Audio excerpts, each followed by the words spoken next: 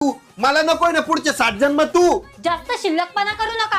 का बरं नकोय मी तुम्हाला? अरे वैताग आलाय मला. घरातले सगळे काम मी करतो आणि तू काय करती? नुसती बसलेली असती म्हशीवाणी रील्स बघत. मग नाही येत मला घरातली कामं.